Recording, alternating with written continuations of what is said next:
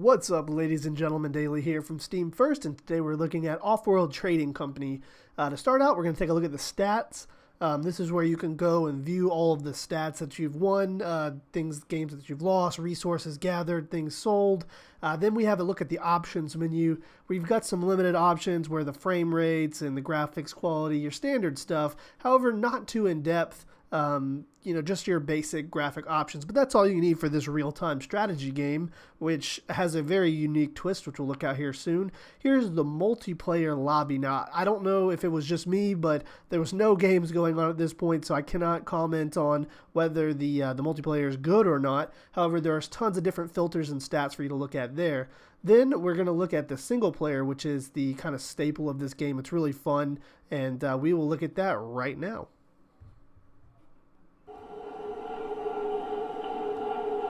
Alright, so here we are in Offworld Trading Company, and the first thing you'll notice is it looks very, very different. It is a real-time strategy game, but not in the sense of conquest and domination in the forms of combat, but through your checkbook.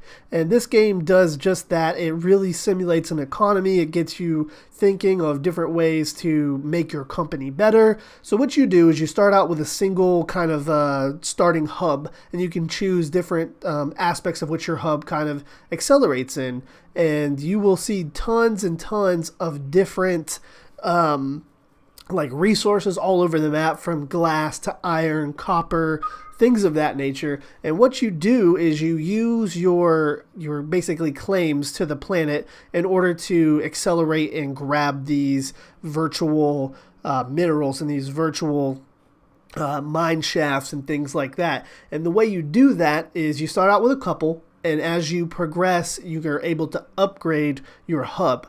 And every time you upgrade your hub, you're granted more claims to the planet. Therefore, you can grab better resources. Now, there's a trick here. As you grow and as you gather bigger and better resources, your competition is also doing the same. So there's limited resources on the planet itself. In addition to that, they're able to conduct sabotage operations and blow up maybe one of your mines and have you repair it, or cut off the oxygen levels to your solar panels and your hub within itself. So there's all sorts of different ways to counteract the other players or the other AI that you're playing with. In addition to that, you're able to sell stocks in your company to gain money. The main goal and the primary focus of this game is to bring in enough resources and make your world or your little hub self-sufficient enough to start bringing in cash. And the way you do that is start mining other resources, upgrading things, and staking more claims to the planet for the bigger and better resources, as well as maybe getting a monopoly on one of the more limited resources in the game. So there's lots of opportunities and ways for you to do that. However, with that said, that it's a very, very cool and fun feature. That is the only feature to Offworld Trading Company. There's not a whole lot to this game.